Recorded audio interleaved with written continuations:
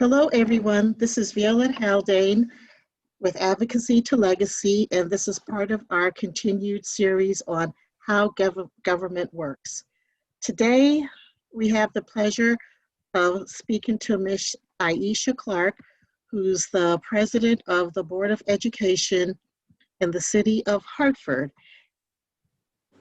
And so and as always, we have Ms. Chris Ann Folks as our facilitator, our coordinator. So, Ms. Folks, I am going to turn it over to you.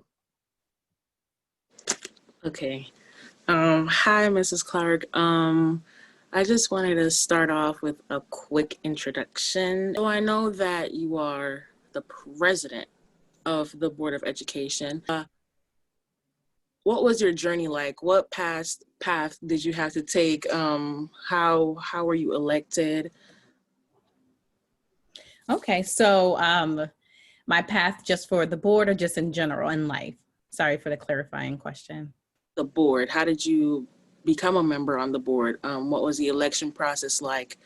How were you selected? Yeah. So to be an elected, so in the city of Hartford, we have elected and appointed. And so I am elected.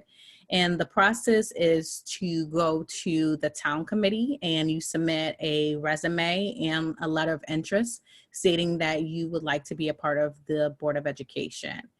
At that time, you then go through an interview process with normally the different districts within the town committee.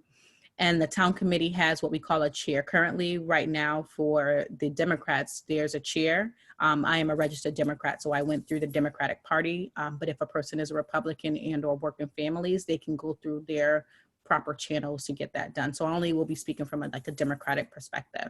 So go through an interview process and then was interviewed by the different districts.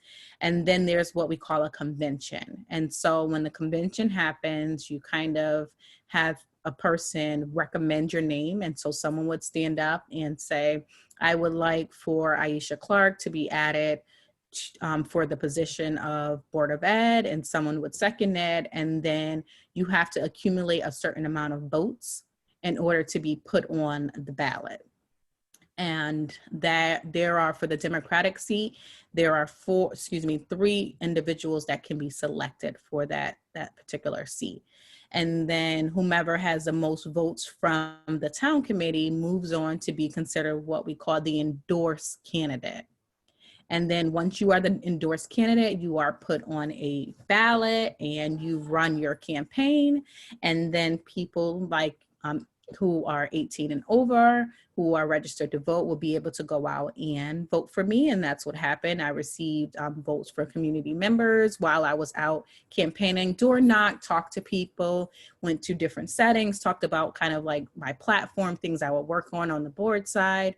And then an election happens. I got voted in and I'm here. But as far as the chair process, that's a little bit different. I know you use the word president, but they call it the chair.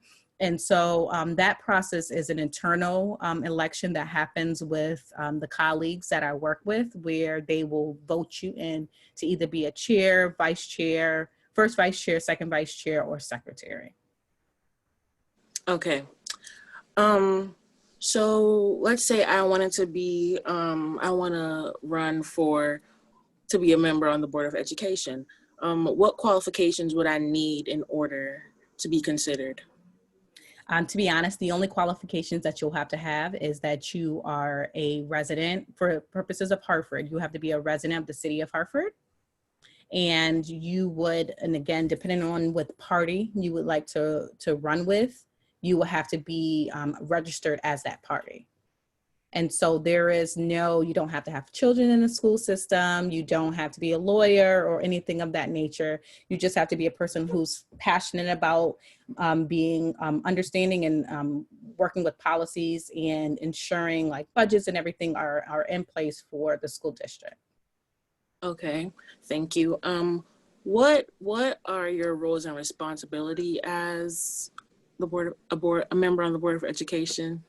So the main responsibilities and roles are, one, to help establish and maintain a vision and goals throughout the district.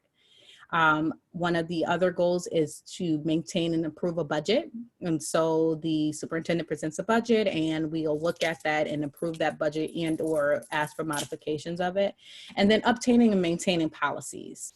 Those are kind of our three main core goals. And then lastly, be advocates for the school district. So we're like considered a governing board. Some of the misconception is that we are involved in management and can make management decisions within the district. Those are things where we can make recommendations. However, we don't kind of dive into the day-to-day activities as it relates to the board. Okay, thank you. And as far as the term goes, do you have a term limit as a member on the Board of Education? So there's no term limit. However, your term is 4 years. And so you are elected and or appointed for 4-year term. As an elected official, you kind of hold that role for 4 years and then you have to go through the cycle of being elected again. If you are appointed as long as that mayor is in office. So the mayor is the one who makes the appointment for 5 individuals. So there are 9 seats on the Hartford Board of Education. 4 of them are elected, 5 of them are appointed. And within those 5 positions, they again are at the, I use the word mercy, probably not the best word, but they are at, as long as that mayor's in office, then they will keep that term. So if the mayor leaves prior to the 4 years, a new mayor can come in and make a new appointment to that office. Okay. So in the past, I learned that state representatives, being a state representative is only like a part-time job. Is that the same for a member of the Board of Education? So as a Board of Education member, we're not actually part-time. We don't get paid. So this is fully volunteer work. Whereas a state representative or a council person, they actually get paid as a part-time person. So although I chuckle because I always say, although it's volunteer or even for state reps or council people, it's part-time, it's actually full-time work because you have people calling you at different hours of the day. There are different meetings that you need to attend. So you kind of have to have yourself readily available, whether it's volunteer or part-time pay, as I always say. It's still full-time work. Okay. So can we get into talking about fundings? Earlier you mentioned a budget. Do members on the Board of Education decide what schools they're gonna fund? Like, do members on the Board of Education fund schools, and what schools do they fund? Do they fund public schools, charter schools, magnet schools? What schools? So Hartford is a little different. So within Hartford, half of our budget comes from the city. So flat out, half of our budget comes from the city, and then we get other funding sources that come in to help support the things that we need to do and the amount of schools that we have. Within Hartford Public Schools, we have our community schools, which are funded through our budget. We also have magnet schools, but they're Hartford magnet schools that are funded by our budget. Within the city of Hartford, we also have Clarke schools. Those are not funded by our budget. And then the charter schools are not funded by our budget either. Some of the charter schools are funded by state. They also can be funded by individual organizations or foundations or such. It just depends on which charter school. And like I said, there are the Clarke schools who are funded. They have their own budget that they pass that supports their schools. Okay, thank you. So as you know, we all know, we're living through a pandemic right now, and I just want to know, is the Board of Education in charge? Like, did you play a role in this deciding on reopening schools?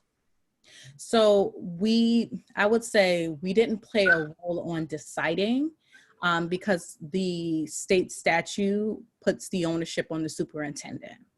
So the superintendent is the one who has the ownership of deciding if students can come back to school or not. And a part of that executive decision was to create, and this was coming from the governor and from the commissioner of education, and a part of that was to ensure that there are in-person schooling. And so what our superintendent did in the beginning of the process was create 3 pathways, which would be make it for if a person wants to have in-person schooling, they have that option. If they wanted to do homeschooling, they had that option. And if they wanted to do hybrid, half in, half out, they have that option. There was another conversation from the governor and the commissioner, who then switched to say, hey, you guys can do what's best for your city. However, by that time, our district already had the 3 plans. So we just kind of only did 2 plans. So we have, if a parent or guardian decided that they wanted to have their young person in school, they could, or out of school, they can have their youth at home.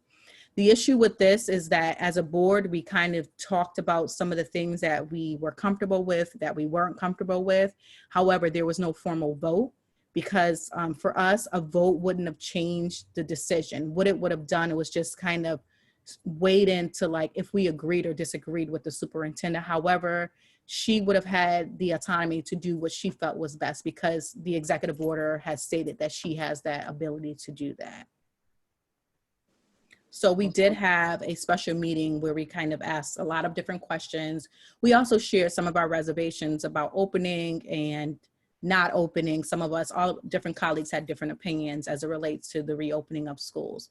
But to really kind of directly answer your question, no, we did not have the ability to make the decision, but we did have the ability to kind of state how we felt in our special meeting. Okay. I always just thought that you guys were in charge of that. But no. Yeah, unfortunately, because we've never seen this before, this type of pandemic, the executive order, or the statute, excuse me, is the one who said, nope, the superintendents have the power to make that decision. Oh, okay. So can we talk about school transportation? Is the Board of Education responsible for the school transportation? And now that we're going through a pandemic, and I'm not sure, but I'm going to assume that we're not using as much school buses as we were before the pandemic. So funding, of course, you had to fund the companies to drive kids to school. Now that we're not using as many buses, where does that funding go? So I wouldn't say we're not using as many buses, because we still have people coming to school. So the amount of buses is not normally predicated on how many students, and it more so where the students are going. Okay. And so we spend the majority of our money for transportation on special ed services and for being transported in those different ways. However, there will be some decreases on kind of, it's an increase in one area, but increase in another. So although you might suspect that transportation will be decreased, we also are providing our bus companies with PPE. We are also providing them with all of the PPE. So hand sanitizer, masks, all of those things to ensure that we're providing safety for our young people. So the money is still there. It's still being utilized for transportation. However, it's looking a little bit different as it relates to how is it being expended. And so right now, and I will use the word fortunately, and a lot of money for transporting young people outside of the district. And so that money, because we're transporting, like you have stated, like you are going to a school outside of the district. So we spend a lot more money bringing youth outside of the district than we do with keeping them within the district. But we also, to that point, have to make sure that on those buses that they have all of the proper gear in order to do that. So the funding is not, again, not being moved too much. It's still staying in that transportation pot. The other thing that we're doing with some of the money, or reallocating money, is really putting it to ensure that we have enough PPE within the schools and for those young people who are at the schools.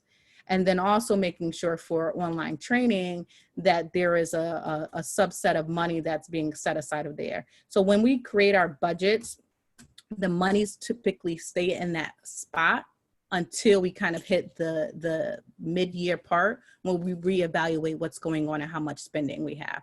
So we passed the budget before June, like a little bit, actually we passed the budget a little earlier this year. We passed it in May. And so we're not at the physical part yet of making that adjustment yet to our budget because school just started. And so we'll see a difference becoming in like November, December to see if we need to reallocate funds. Okay, thank you. I want to know how much control does the Board of Education have in the curriculum that students are being taught? So we have a good amount of control of that. We have a committee, which is teaching and learning. And so we have a chair that's over the teaching and learning. And then we have committee members who are part of that, who can talk about the way curriculum is taught, type of teachers, and what curriculum, I said the way curriculum is taught, but also what curriculum we're looking at. And so one, we have to follow state statutes as it relates to kind of the curriculum, but we also can use that committee in order to discuss different types of curriculum. And so we do always say that to community members, if there are any suggestions, thoughts, or things of that nature that need to be given, make sure you attend that committee meeting and you provide those suggestions. Or if you can't, make sure you email those who are the chair of the person who's the chair of that committee, so that that information can be translated to our teaching and learning committee. Okay.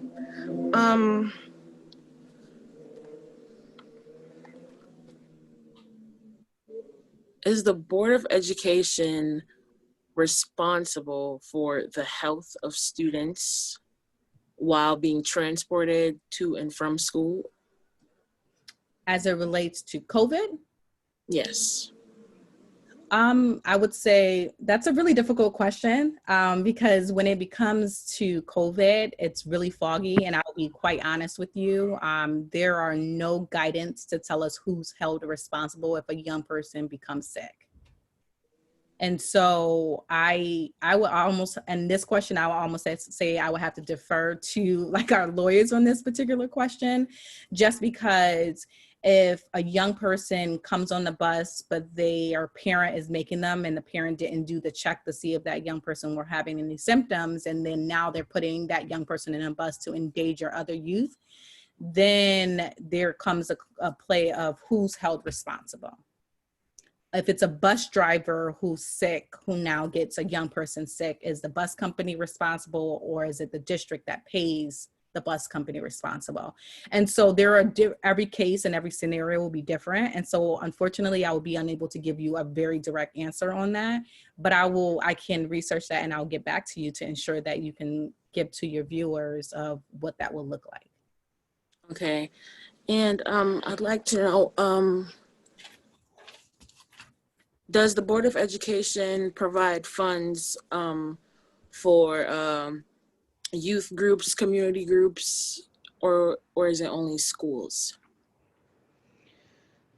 When you say schools, so the board provides funding, well, it's in the budget. So we approve the budget for schools.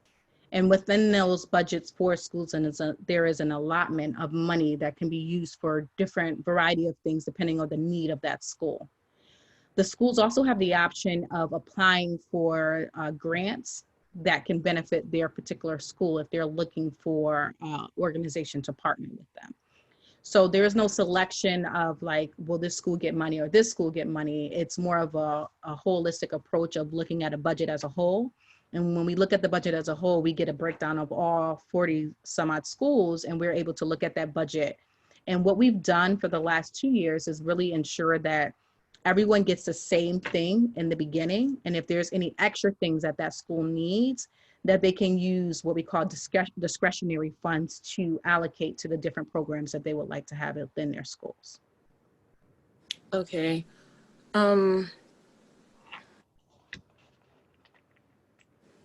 So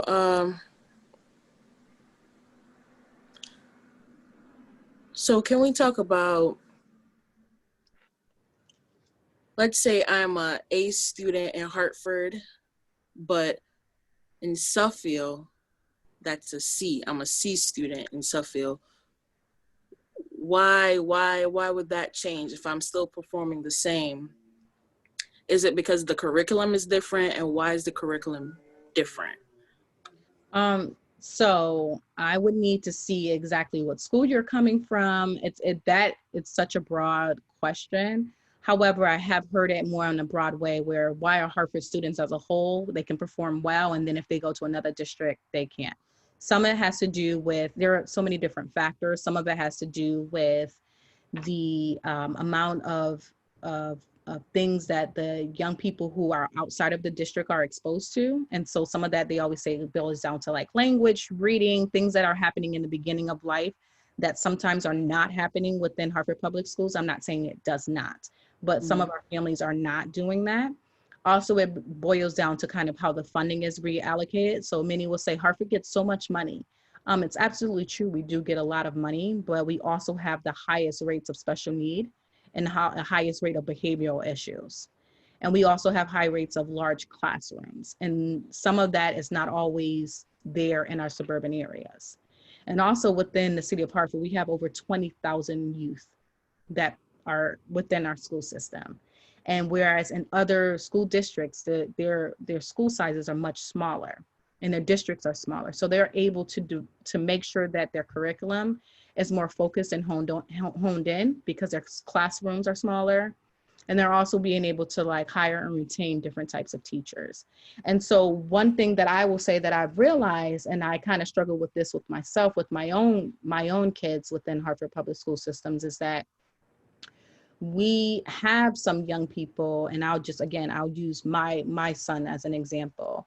He had a class where there was over 20 kids in a classroom, but the teacher is spending the majority of the time worrying about the behavioral issues of the kids versus helping him get to get the education that he needs there, where the teacher would normally just give him an A. But I know if he went to Suffield or if he went to Farmington, he probably would have the C because he's so used to not being like worked with or focused on, because a teacher unfortunately is spending a lot more time shifting and helping with the behavioral issues.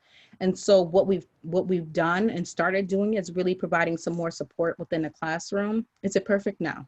We know it's not perfect, but being able to provide more supports in the classroom so that that teacher is now not navigating behaviors, but we have the other support that can help with those behaviors, where that teacher can now really focus on what's going on to help support the education of the young people who are not having behavioral issues.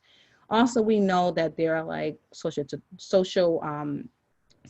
aspects of the city of Hartford is Black and brown. And we know that there should be no difference between those who are educated that are Black and brown versus those who are white. Unfortunately, across the world, not just the city of Hartford, but across the world, Black and brown achieve less than those who are white. And so that bridges a gap of kind of access has been there for years, and it's really just decreasing what that access looks like and ensuring that those who are Black and brown receive that same access. So there are a couple of things that are in place. Yes, curriculum, yes, behavior, yes, funding, that are in place that unfortunately will have a young person like yourself excel in the city of Hartford, but then become a C student in Suffield. So I'm sorry, there's not one direct answer for that. However, it's a couple of different things that are in place. And I will say that the way that we can fight against that is really to have like partnerships within our district to really help support our schools and our teachers. Additionally, have teachers who are dedicated, not saying we don't have them, but continue to have teachers who are dedicated to the work that they're doing, and also kind of take the bias lens off their eyes, because some of our young people do have a lot of trauma, and a lot of it is trauma that they don't know how to, I would say, shake off. And when you have trauma of that nature, it's really difficult for you to pay attention. And then the teachers, again, focusing more on that trauma and that behavior versus really being attentive to really giving you the education you need to be successful. Okay, thank you. Something that I pinpointed from what you just said was teachers. I know that, well, I don't know for a fact, but do principals and school deans, do they have to, well, let me take that back. What qualities are looked for in a teacher when hiring a teacher? Is the Board of Ed responsible for hiring teachers? And if so, what qualities do you guys look for? So for the board side, we are not responsible for hiring teachers. Our responsibility is hiring the superintendent. We also make approvals for the cabinet members of the superintendent. We do hire principals. So we are the ones who will hire the principals. However, we are not the ones who go through the process of interviewing the principal. So once the principal comes to us, the community, because we have like a community aspect of it, like the SGC, and then we also have the kind of our internal HR process. Once the principals come to us, they've kind of already been vetted through, and it's more of a confirmation kind of hearing where we're kind of asking them a few questions, but this is most likely the person that that school wants to have there.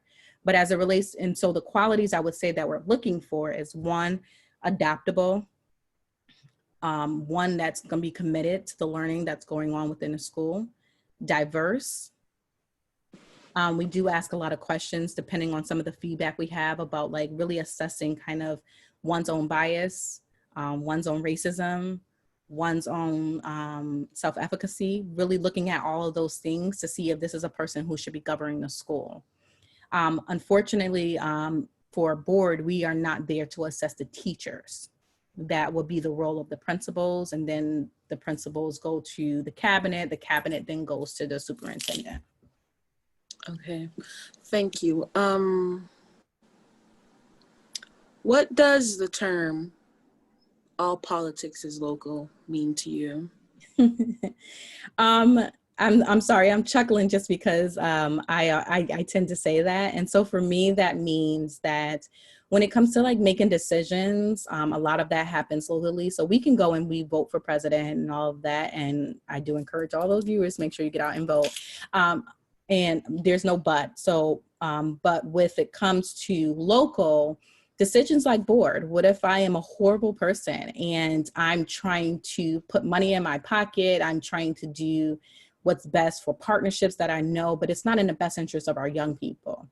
Or I just want to get my friend who's a superintendent in a role, and I'm using my power as a board member to get that person in office. People need to pay attention to that. We are not 9 people who, again, 5 appointed and 4 elected, are responsible for over 20,000 youth. And again, we're not responsible for the day-to-day, but we are responsible for the governing of the board. And so you want to ensure that the people who are you putting in office represent you and represent your values and represent the issues that are important to you. And that comes with our local officials, so our mayors, our city council members. Those people are the ones who are making decisions that affect your day-to-day life. We do have the presidential races where it affects us later on, or it kind of trickles down. But to your point, the education that we're receiving, to the policies that are in place, the uniforms that you all wear, the climate and the culture within the district, all that is based on your local politics. The not the state roads, but lights on within the city, that falls under the mayor and the council members. You need to make sure that those people care about those who they serve within the community. And if they don't care, and I use the word care because we all can have our own definition of care, but you kind of know when a person's just trying to get your vote or a person who's really invested into the work that you're doing. I've been living in the city of Hartford for over 12 years now, and I've been back and forth, but Hartford is my roots. So I'm here to stay for the most part. If I ever decide to leave, I still am grounded within the work that I'm doing, and I'm passionate about that. And so you want to make sure that you are electing people that you're going to see all the time.